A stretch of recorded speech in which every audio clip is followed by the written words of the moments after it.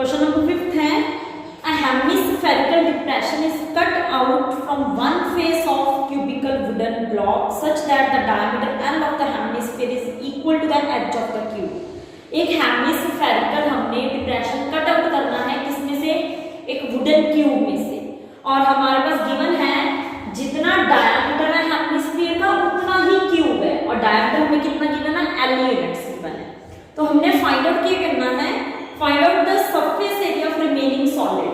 हमने remaining solid का surface area find out करना है। हमारे पास सबसे ऊपर वाला फेस पिछले क्वेश्चन की तरह फोर्थ क्वेश्चन में बाउल ऐसे था, इस क्वेश्चन में अंदर की तरफ से है, ऐसे है। हमारा जो सबसे ऊपर वाला पार्ट होगा, ऊपर वाला जो फेस होगा उसमें अंदर से स्कूप कट आउट किया है, जैसे आइसक्रीम का स्कूप लेते हैं वैसे ही जो क्यूब का ऊपर वाला फेस है उसमें से एक स्कूप लिया हुआ है, तो अंदर वाला पार्ट ऐसे हो गया। सरफेस एरिया का मतलब क्या होता है, जो जो पार्ट हमें विजिबल है। हमारे पास एक ब्लॉक है, उसमें ऊपर वाला पार्ट ऐसे राउंड में है, तो हमें क्या क्या दिख रहा है, हमें एक क्यूब दिख रहा है प्लस हमें ऊपर से एक हेमिस्फीयर दिख रहा है। तो सबसे पहले side of cube equal to L units and diameter of hemisphere is also L, क्योंकि हमें गिवन है जितना डायमीटर है उतनी ही क्यूब की एज है, एज हो साइड हो सेम ही है। तो इसके बाद हम surface area of remaining solid,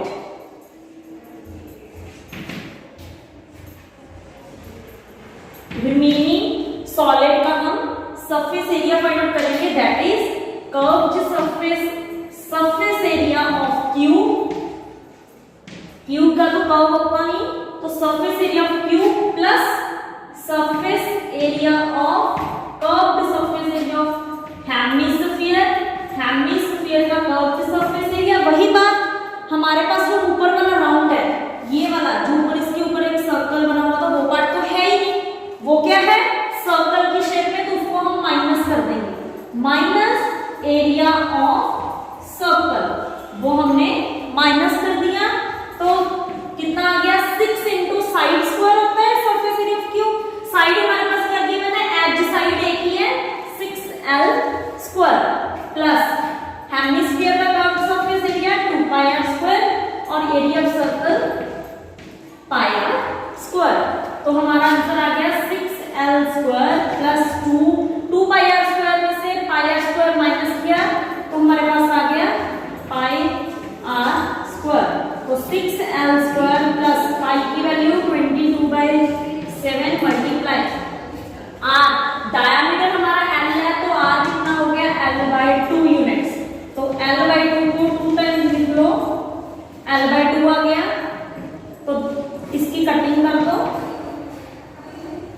6L square plus 11L square by 7 को 2 से मल्टीप्लाई कर दिया 14। अब हमारे पास कॉमन क्या आ रहा है, L स्क्वायर बाय 2 कॉमन आ रहा है, अकेला L स्क्वायर कॉमन निकाल दो तो आंसर आ गया 6 प्लस 11/14। हमने एलसीएम ले लेना है, तो एलसीएम आ गया हमारा 14 को 6 से मल्टीप्लाई करो, दैट इज इक्वल टू, हमारा आंसर आ गया L स्क्वायर इंटू ये हमारा आंसर आ गया। तो यहाँ पे हमने यूनिट स्क्वायर लगाना है, यूनिट स्क्वायर, क्योंकि सरफेस एरिया में हम स्क्वायर लगाते हैं और हमें ना तो मीटर गिवन है ना ही हमें सेंटीमीटर गिवन है, तो हमने यहाँ पे यूनिट्स लगा। आप इस क्वेश्चन को ऐसे भी सॉल्व कर सकते हो कि पाई की वैल्यू हमने यहाँ पे वैसी की वैसी ही रखनी है, means 6L square plus pi की हम वैल्यू यूज नहीं करेंगे, तो r स्क्वायर मतलब L/2 मल्टीप्लाई L/2, r की वैल्यू कितनी है L/2, तो हम हमारा आंसर आ गया 6L square plus L square π/4। तो हमने L स्क्वायर बाय 4 कॉमन निकाल दिया, तो हमारा आंसर कितना आ गया 24 प्लस L स्क्वायर बाय 4 इतना आ गया, दैट इज यूनिट स्क्वायर। तो ये भी आंसर इससे you will get find the same answer. Question number 6, exercise 13.1 of class 10. A medicine capsule is in the shape of a cylinder with two hemispheres stuck to each of its end. हमारे पास एक medical capsule है, capsule में हमें पता है कि उसके दोनों तरफ क्या होते हैं, हेमिस्फीयर होते हैं, दोनों तरफ हेमिस्फीयर है। The length of the entire capsule is 14 mm। हमारे पास पूरी कैप्सूल की लेंथ कितनी है, 14, and the diameter of the capsule is 5 millimeter। Find its surface area. हमने क्या फाइंड करना है, सरफेस एरिया फाइंड आउट करना है पूरे कैप्सूल का। पूरे कैप्सूल का सरफेस एरिया में हमारे पास हमें सेंटर में, अगर हम उसके साइड वाले पोर्शन को कट कर दें तो हमारे पास सेंटर में एक रोल पार्ट आ जाएगा, दैट इज सिलेंडर। तो हमने हमारे पास क्या है, एक सिलेंडर प्लस 2 हेमिस्फीयर। तो सबसे पहले हम फाइंड आउट करेंगे सिलेंडर की लेंथ और रेडियस। तो हमारे पास डायामीटर गिवन है, diameter of hemisphere that is equal to, कितना डायमीटर है हमारे पास, 5 mm। तो रेडियस कितना आ गया, radius that is equal to 5/2। 5/2 लिख दो, चाहे इसको पॉइंट्स में फाइंड आउट कर दो, दैट इज 2.5। तो अब हमारे पास यहां से लेके यहां तक की सारी वैल्यू कितनी आ गई, 2.5।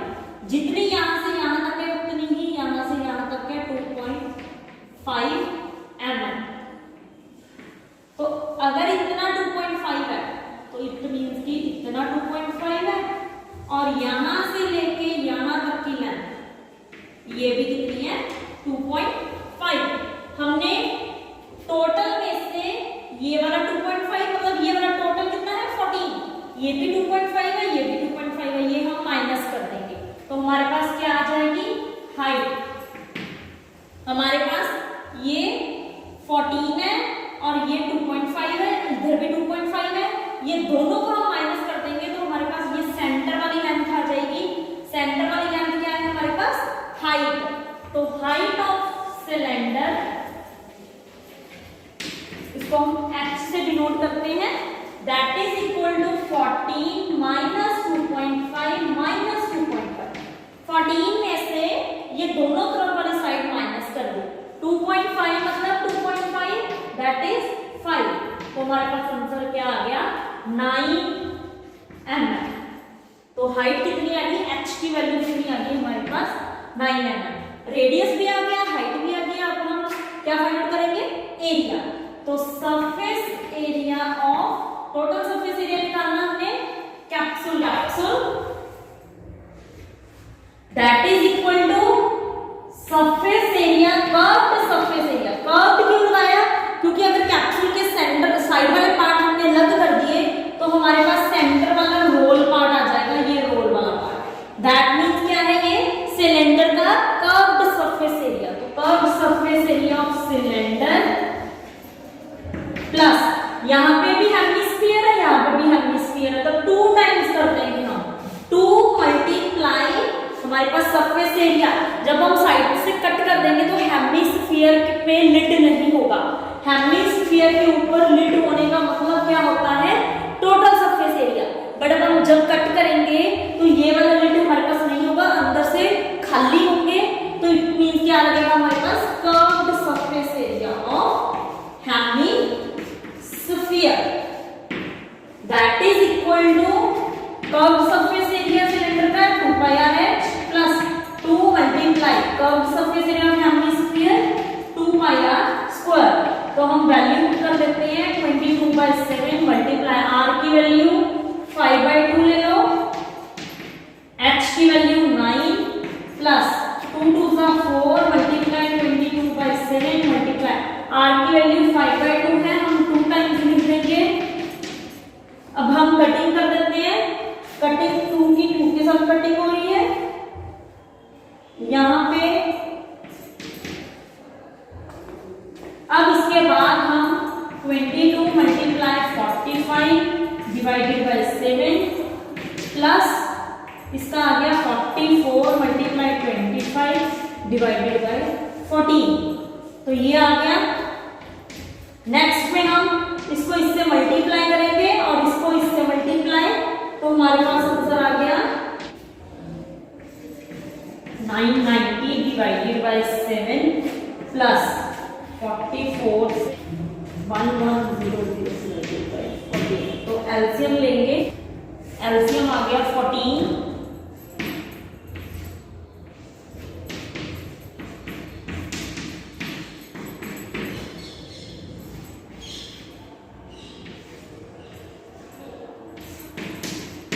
अब कटिंग करके आंसर आ गया 220, तो 220 सेंटीमीटर स्क्वायर, तो ये आंसर आ गया। Exercise 13.1 question number 7, that is a tent is in the shape of a cylinder surmounted bye a conical top. एक टेंट है, ठीक है, जिसमें एक सिलेंडर की शेप है, उसके ऊपर एक कोन बना हुआ है, उसके ऊपर एक कोन बना हुआ है। If the height and the diameter of the cylindrical part are 2.1 metre and 4 metre, अगर हमारे पास हाइट गिवन है, हाइट ऑफ सिलेंडर, सिलेंडर की हाइट हमारे पास कितनी गिवन है 2.1 मीटर एंड डायामीटर हमारे पास गिवन है, diameter of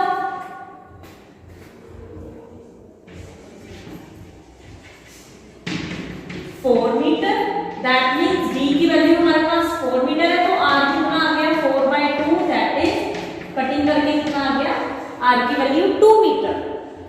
and also the slant height of the top is, slant height that means l, l हमारे पास कितनी गिवन है 2.8 metre.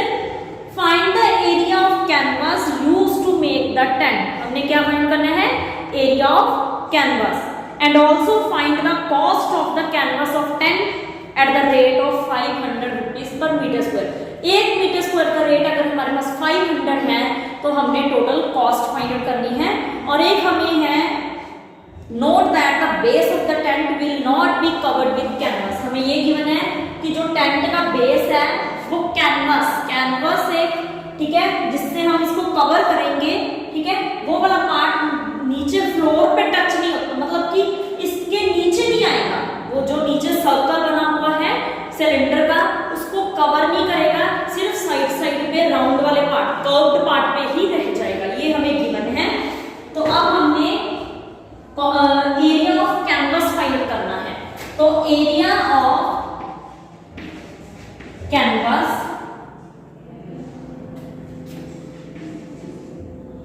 used to make the tent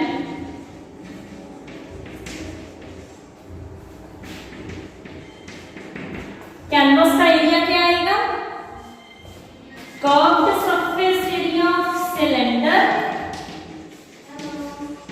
plus नीचे सिलेंडर और ऊपर क्या है कोन, तो curved surface area of cone, तो curved surface area of cylinder क्या है 2πr और curve surface area of cone that is πr/l, तो 2 मल्टीप्लाई 22/7, r की वैल्यू कितनी है 2, h की वैल्यू कितनी है हाइट हमारी 2.1 प्लस पाई की वैल्यू हमारे पास कितनी है 22/7, r की वैल्यू कितनी है 2 मल्टीप्लाई l, स्लैंट हाइट हमें गिवन है 2.8 मीटर। तो अब हम पॉइंट को हटाकर 10 लगा देंगे, पॉइंट को हटाकर 10 लगा देंगे। अब इसके बाद 7 की कटिंग कर दो, यहाँ पे भी 7 की कटिंग, 10 की कटिंग नहीं करेंगे, 10 की कटिंग हमें पता है कि 5 से हो रही है, बट 5 की आगे कटिंग नहीं हो रही, तो इसीलिए हम 10 की कटिंग नहीं करेंगे। तो यहाँ पे हमारे पास आ गया 44 multiply 6 divided by 10 plus 22 multiply 8 divided by 10।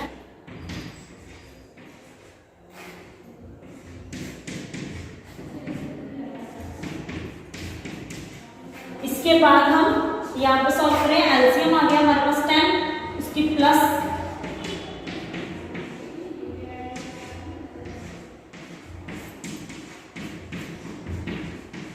44 centimetre square. तो हमारे पास आंसर कितना आ गया 44 सेंटीमीटर स्क्वायर। अब हमने इसके बाद कॉस्ट फाइंड आउट करनी है। हमें 1 मीटर स्क्वायर की कॉस्ट कितनी गिवन है 500 रुपीज। तो टोटल कॉस्ट कितनी होगी, total cost of canvas used to make the tent that is equal to, जितना हमारा आंसर आ गया उसको हम 500 से मल्टीप्लाई कर देंगे।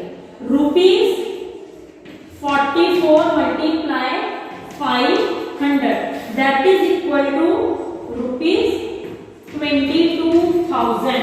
तो हमारा आंसर कितना आ गया 22,000। तो हमने जितना हमारा आंसर सरफेस एरिया का आया था उसको हमने 1 मीटर स्क्वायर की कॉस्ट दैट इज 500 से हमने मल्टीप्लाई कर दिया। तो हमारा आंसर आ गया 22,000।